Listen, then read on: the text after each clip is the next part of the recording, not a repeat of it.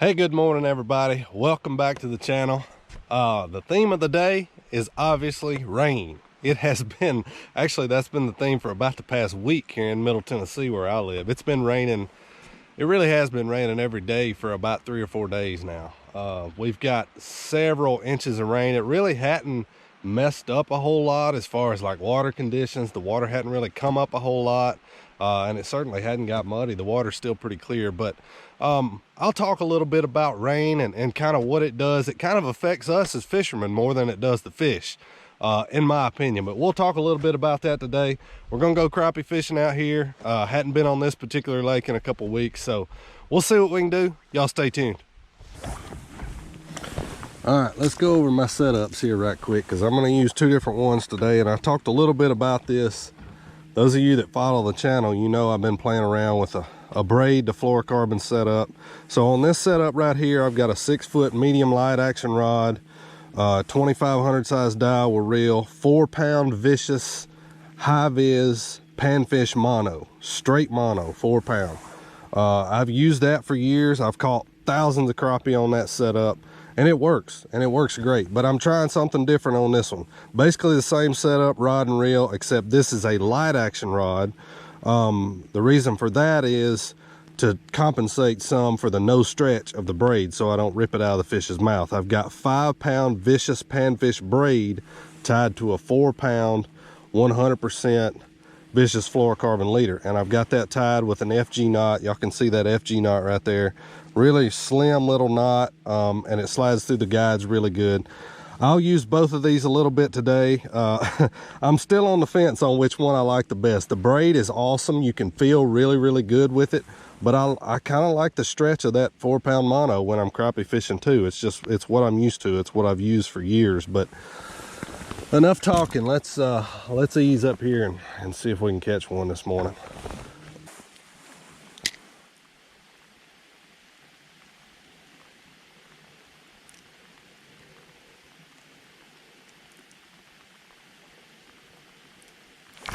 There's one.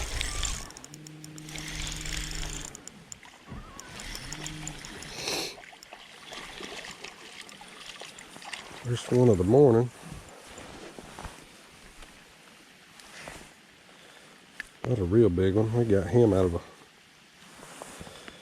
a little tree. I'm gonna keep a few today, but that one's probably 10 inches, 10 and a half. I mean, I'm sure he's a keeper, but I'm gonna throw him back. I suspect they're going to be biting pretty good today, so we'll let him grow just a little bit.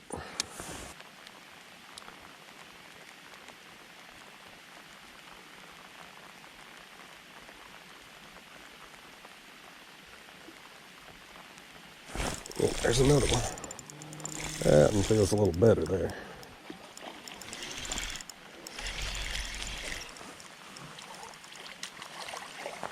A little bit better one. We'll keep that one. That's a good one. These fish are cold. Water temperature's 58. It had got down to about 55 last time I went. But they feel really cold because it's probably 65 degrees out here. Pretty black nose, probably a 12-incher. I'll throw him in here.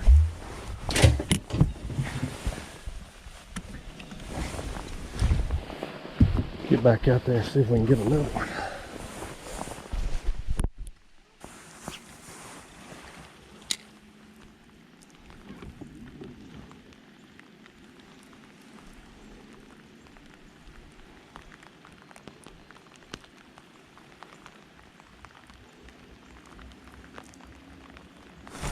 There he is.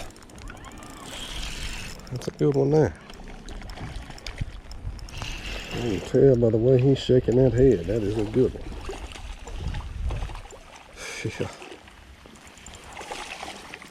Yeah, that's a nice one.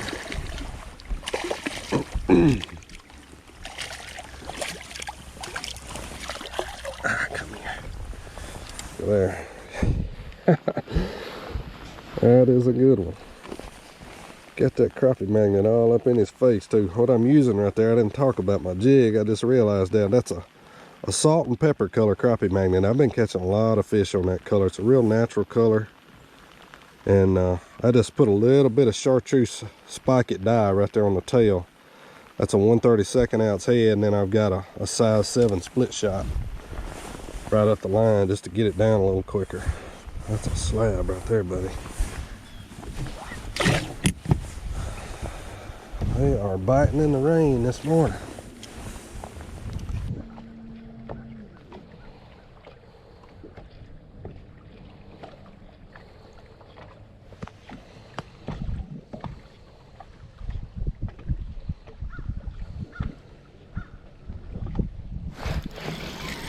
There's one. I didn't even feel him, it just got heavy. One of them old mushy bites. He was down there deep though.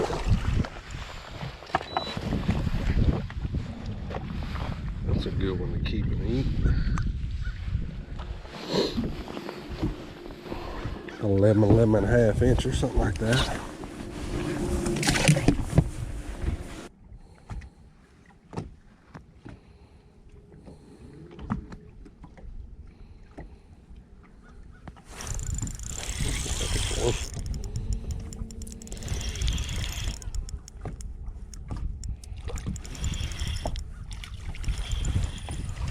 A nice one.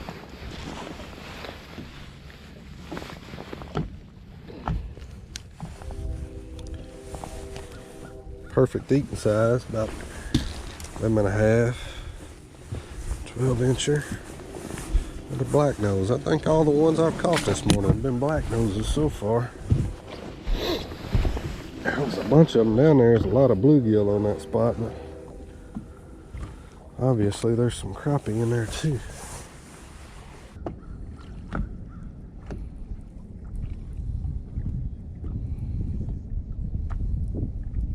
There he is. That looked like a big one on active target. It was considerably bigger than all the other dots around it. It's not that big one. It may have just been turned sideways. I mean, it's a nice one, but it looked like a 2-pounder. A lot of times it depends on the way these fish are facing as to how they'll show up on active target or live scope, whichever one you have. If that fish is turned sideways like that right there, he's going to show a bigger blob than if he's sitting facing you like that, because it's picking up more mass this way obviously than it is that way. So that's something to think about. You know, lots of times when we're looking at forward facing sonar, we think, oh, that's a big fish right there, and sometimes it is. Sometimes if you're right up on them, you can tell which way they're facing, but I like to stay back off of them a little more than most people do. That's just the bass fisherman in me. Crappie, you can get a lot closer to them than bass without spooking them, but I still like to stay 30 to 40 feet back from them myself.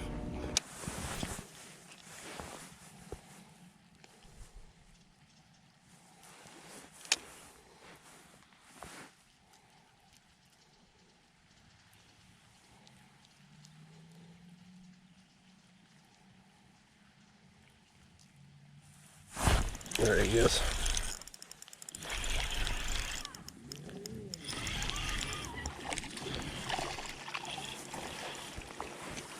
Another decent one. Not a big one, but good filleting size.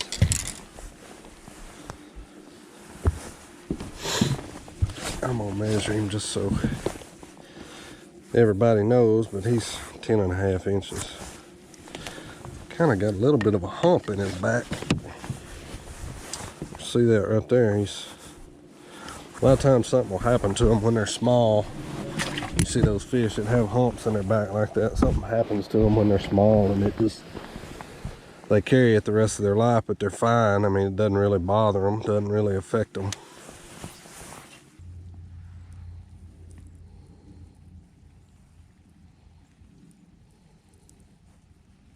There he is. I saw that school of crappie. They're not relating to anything. That school of crappie is just out there just suspended. in open water. Typically when you see those, if you can get your bait right in the middle of that school, you typically get a bite. That's another real good eater.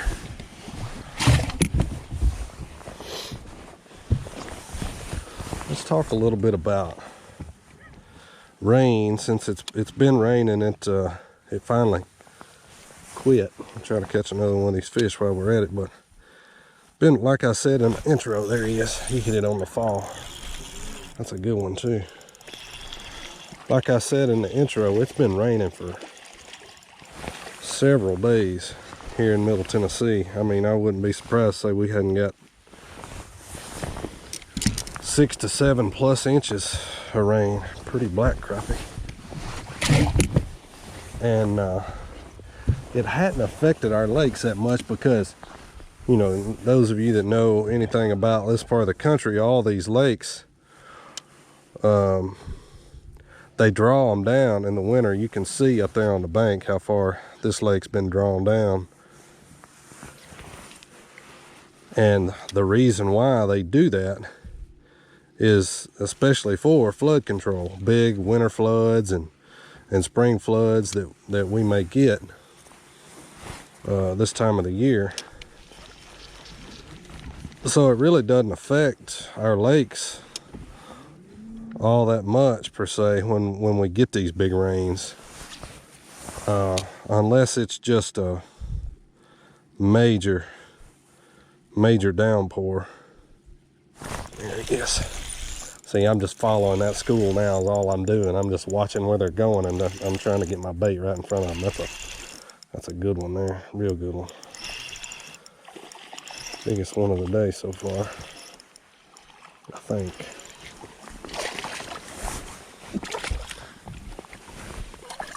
Come here, boy. Come here. With a real nice black nose.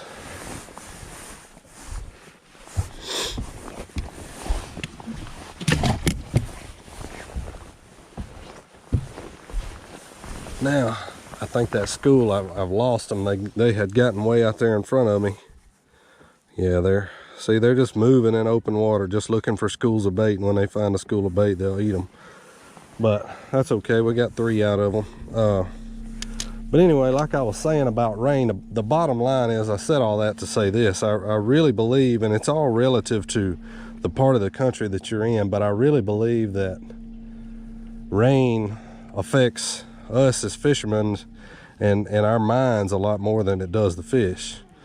I mean, obviously, you know, if you live in a place where the water gets super muddy, then it's going to affect that, and you're going to have to, a lot of times those fish are going to go a little bit shallower because they have to in order to be able to feed. But it, you know, rain just affects everywhere a little bit differently. And I would have thought coming out here today that it would have affected this place a lot more than what it has, but I'm honestly catching these fish in the same exact places I've been catching them for the past month or so, or some of them even more. So don't be afraid just because it's been raining for 3 or 4 days. Don't automatically think, there's no need of going right now, the fish aren't biting, because that's not true at all. Lots of times that's the exact opposite. You know, a big rain event can honestly make the fishing really, really good. I've seen it lots of times. There he is. Boy, that one thumped it hard. That feels like a good fish. I've seen it lots of times, especially in the wintertime, where especially if it's a good warm rain, man, it'll make the fishing really good because you get a little bit of a spike in the water temperature. That's a nice one there. Got that bait swallowed too. I felt it when he thumped it. Big old black nose. He's pretty. Golly. Look how he ate that crappie magnet. I've got the blue ice color on there now. Put a little bit of chartreuse dye on that tail. It is a pretty one.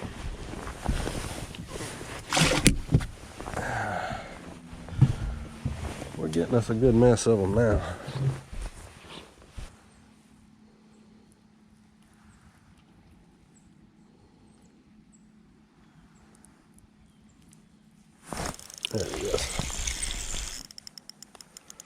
Like another nice one there.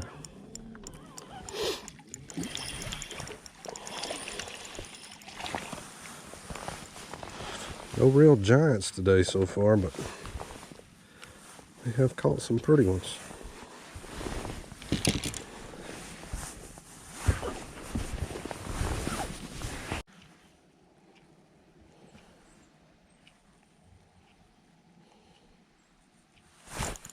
Got him.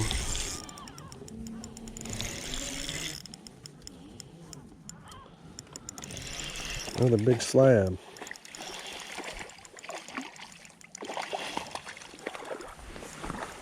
I ought to grab that.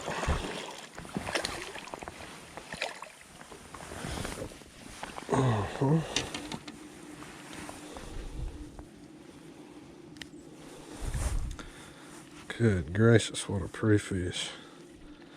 Got a little spot right there on him, but nothing too bad. They biting now. They're definitely biting now.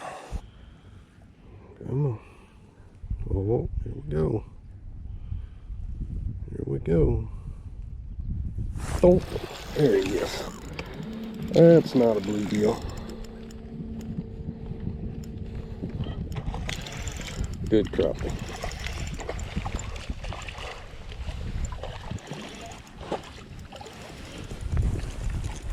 I could see him down there. Sometimes you just gotta get through the bluegill to get to the meat. Yes, sir. Another good one.